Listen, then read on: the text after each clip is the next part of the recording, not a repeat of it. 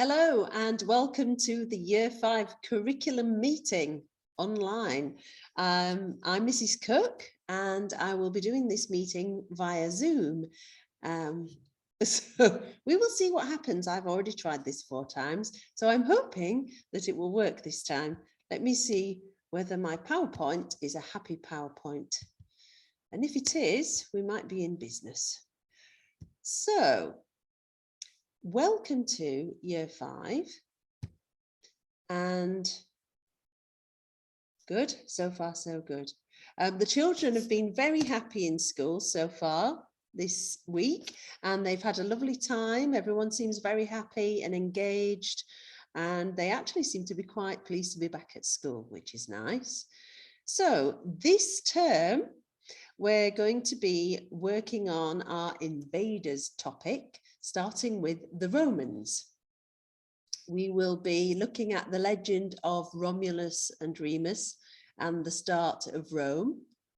We will be writing a fiction story for the Novium competition, and if we win, which we aim to, we will win a whole day's workshop at the Novium Museum, which is very exciting.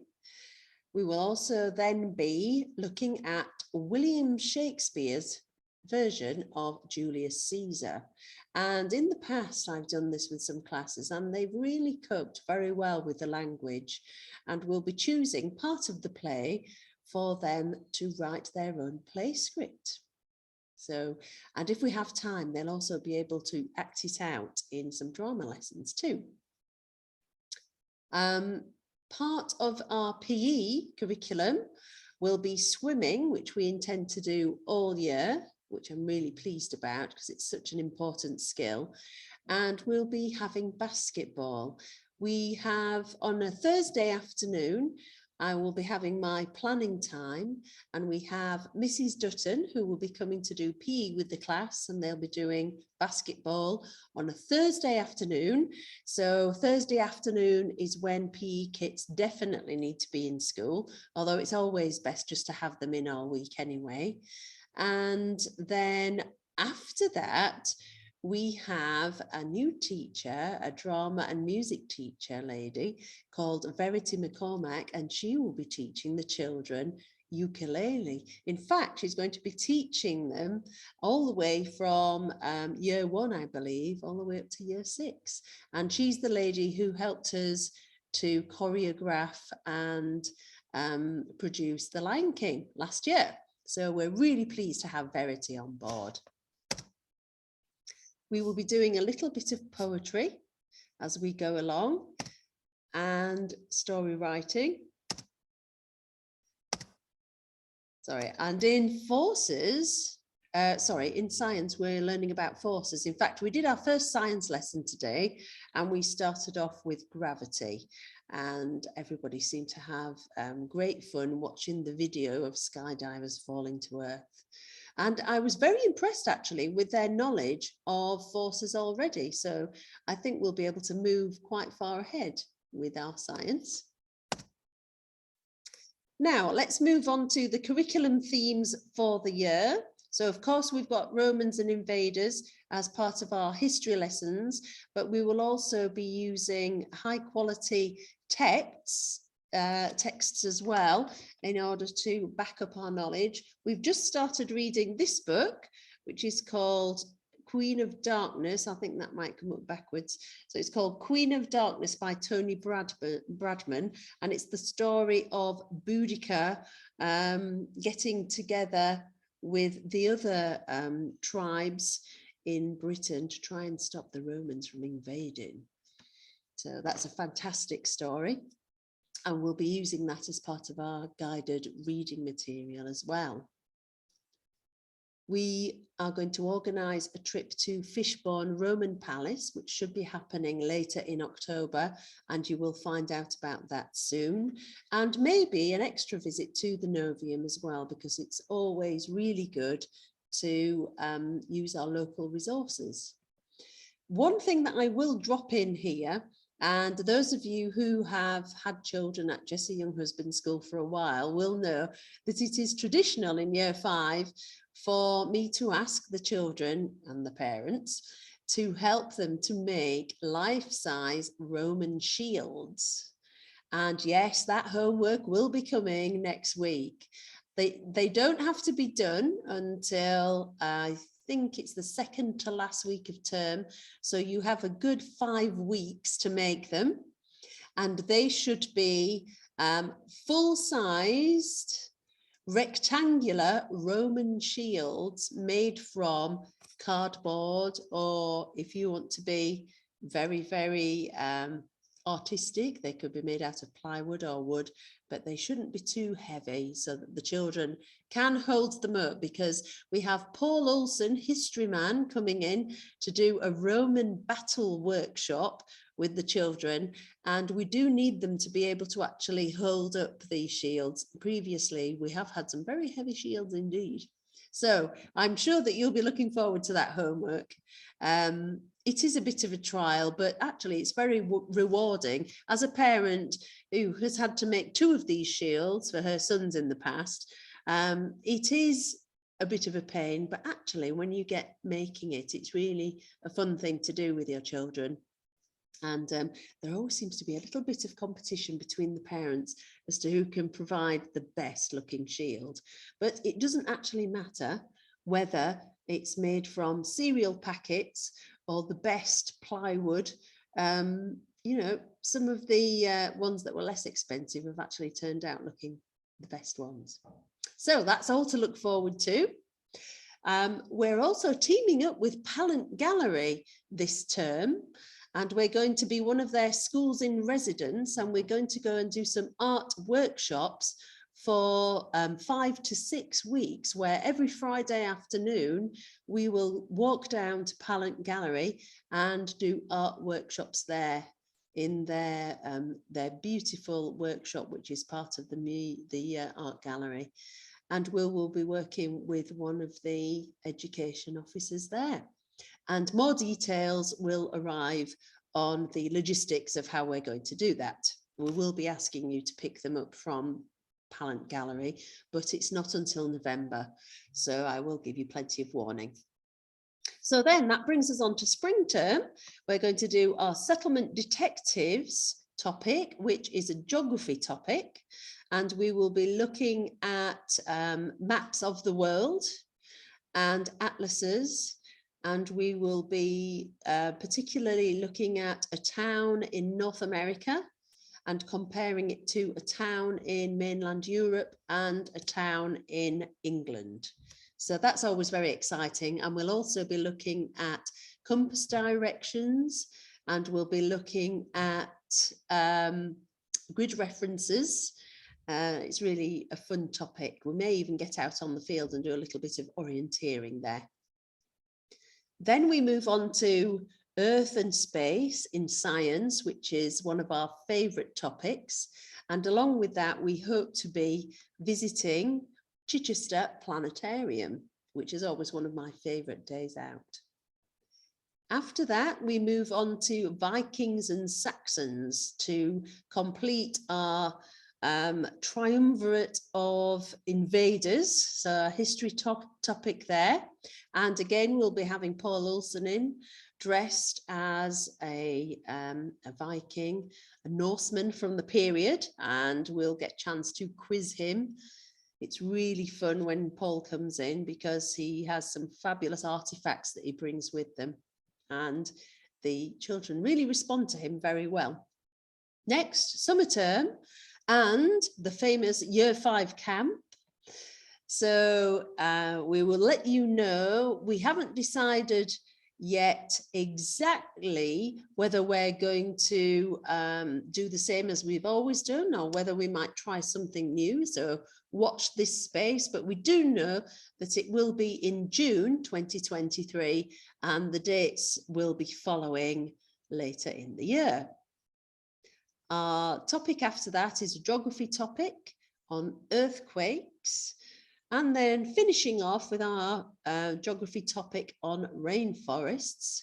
And as part of our Year 5 camp, we will be visiting Marwell Zoo or a similar place. I might look into looking at Tropical World or the Living Rainforest this year, and we'll price up some of those trips and see which ones are sensibly priced.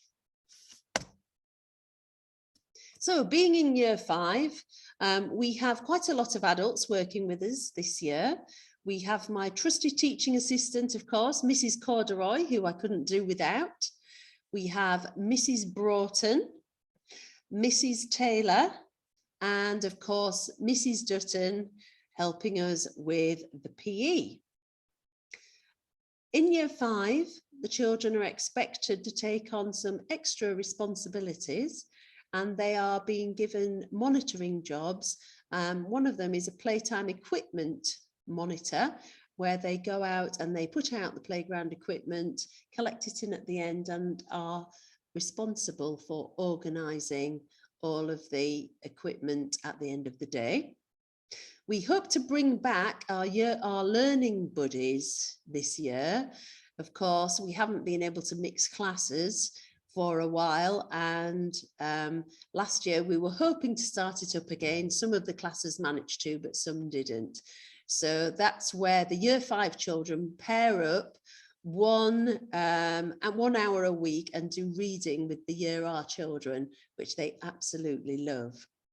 And also our year 5 children are responsible for helping out in the library and checking in and out the reading books. Within the classroom, we usually have mixed ability groups at the tables, and I tend to change the children's table places about once every half term. Of course, if there are issues with different friendships or characters sitting near each other, then I will change the places of some children to keep it as happy and peaceful as possible during the term time.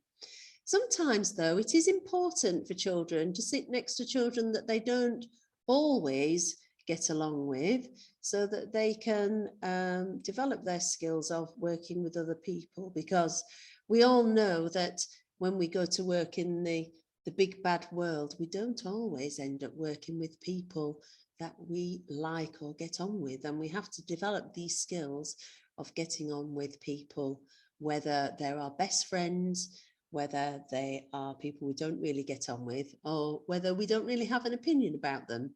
And the children are usually really good at just getting on with each other and working as a team, much to their credit. The assessment that we're going to do in year 5 is usually through informal assessment, and obviously with me marking the books. But we also do have some formal assessments towards the end of terms, especially in maths, and we do have spellings within class. We're not going to be sending spellings home this year. We've got a new programme of spellings, and we're going to be working on that within classroom time. Also, the children are encouraged to assess each other's work and write positive comments. We call it 3 stars and a wish, and they say 3 nice things about the person's work that they're looking at, and then 1 thing that they think they could improve.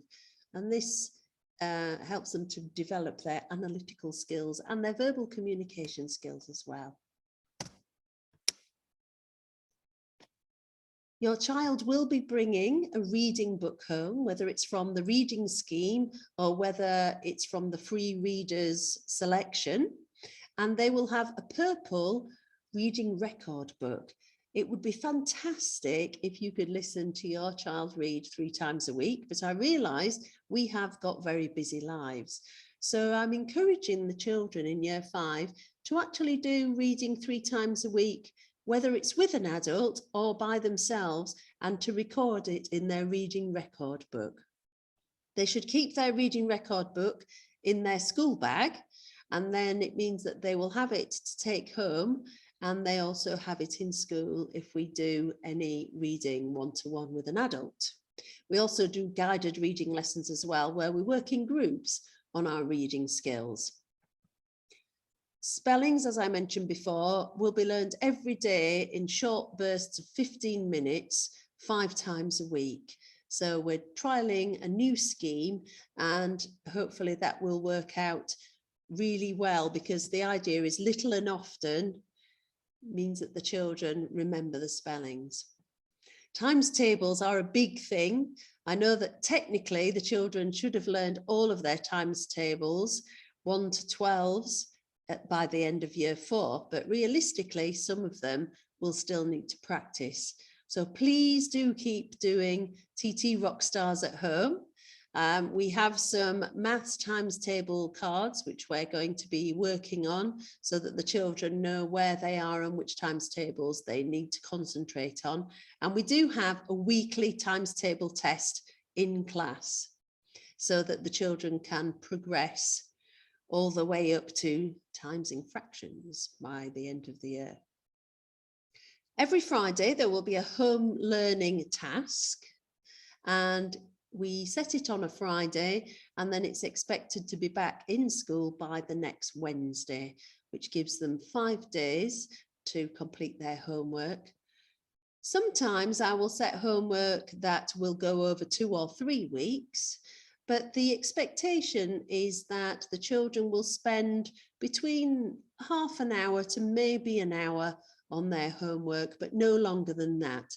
If you're finding that your child is taking a long time to do their homework and they're struggling with it and they've just given up, then just put a time limit on it. Say we'll do half an hour and we'll try and get it done in half an hour, and if not, we'll just stop then.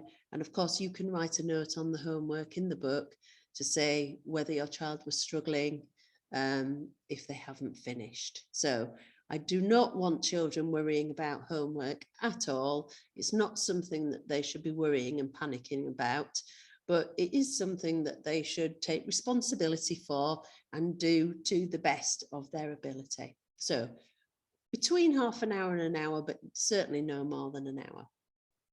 Of course, I've said swimming all year, hooray, which is fantastic. So in the autumn term, we have basketball and hockey.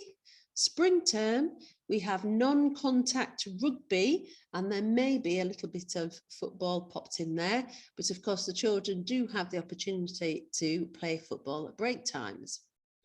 And in the summer term, we have rounders, cricket, tennis, and athletics.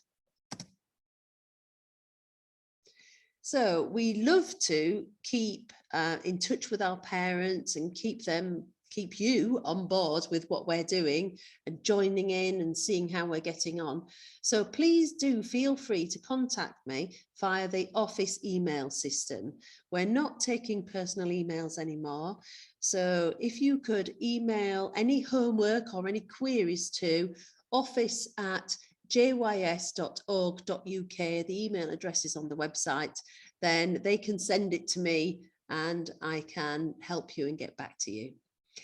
We'll be having the autumn term parent consultations in October, the date to be confirmed, and then again in February.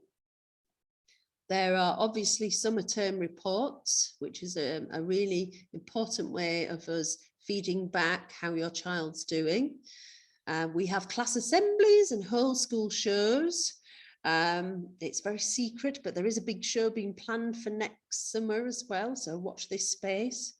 And we would love it if you could come and help out on school trips and activities. We do need people to come with us to Fishbourne Roman Palace at the end of October. So if you think that you might be able to help us out by coming with us, walking there and walking back, that'd be fantastic.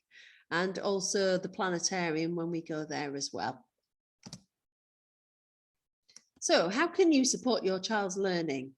Many ways. By visiting the library together. I don't think that it's something that we think about much anymore because it feels a little bit old-fashioned going to the library. But actually, they've got fabulous resources there, and especially books related to the topics that we're doing. So you could pop down to Chichester Library and go and see if you can find any books on the Romans, and the children then really love to bring them in for show and tell and share them with the rest of the class. I can't stress enough how important it is to read with your children at home. Lots of children in year 5 start to think that reading aloud to their parents is what little children do and that it's babyish. But if I put another spin on it, what I like to say to them is that when they're grown up, the likelihood is that they are going to be stood in front of people giving presentations at work in some form. And they need to have this public speaking, reading out loud, sight reading experience. It's absolutely invaluable. So even if you don't have time to sit and look at the words and discuss the content of the text with your child, please, what I say to the children is, can they please stand maybe in the corner of the kitchen while you're cooking or doing the job that you're doing, and can they just read at you? And it's just really, really good experience for them.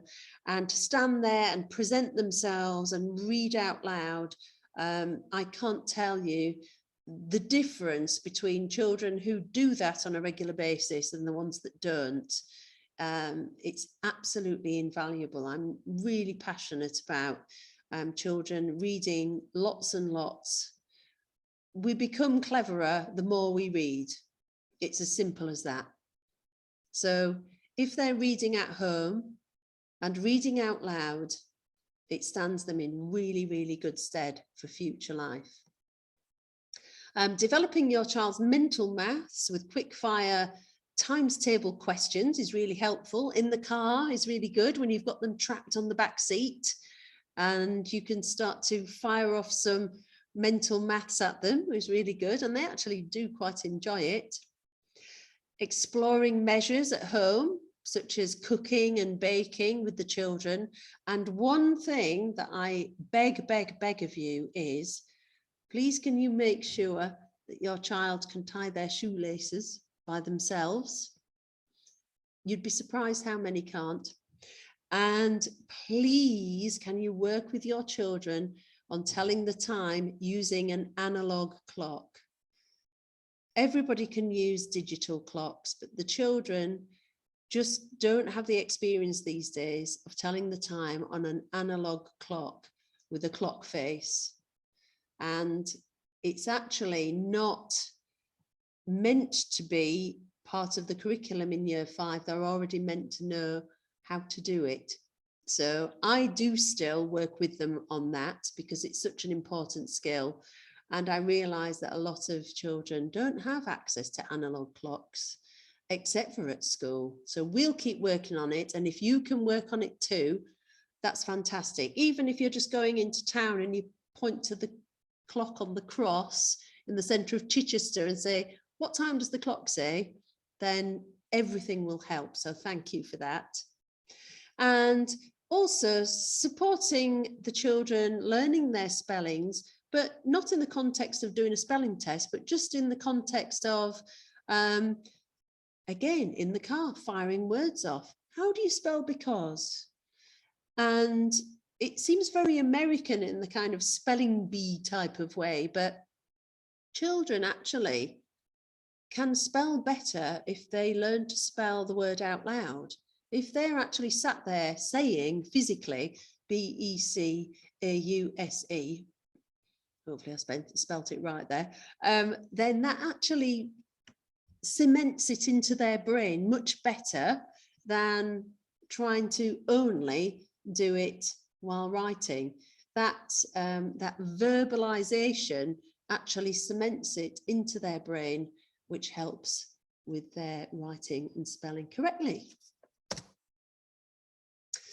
So that's all from me at the moment, and I hope you find that this video has been helpful. If there's anything else that I can help you with or anything that you're concerned about, please do make an appointment to see me, or you can always pop around to the classroom door at the end of the day, except for Mondays because we have our staff meeting then. But any other day, I should be able to have a little chat with you. Okay, so it's been lovely to see you. And if I can get out of this Zoom meeting without messing it up, then I'll be very proud of myself too, and I'll have learned something today. So do take care of yourselves, and I look forward to meeting you all soon at the parent consultation meetings. So take care and see you later. Bye.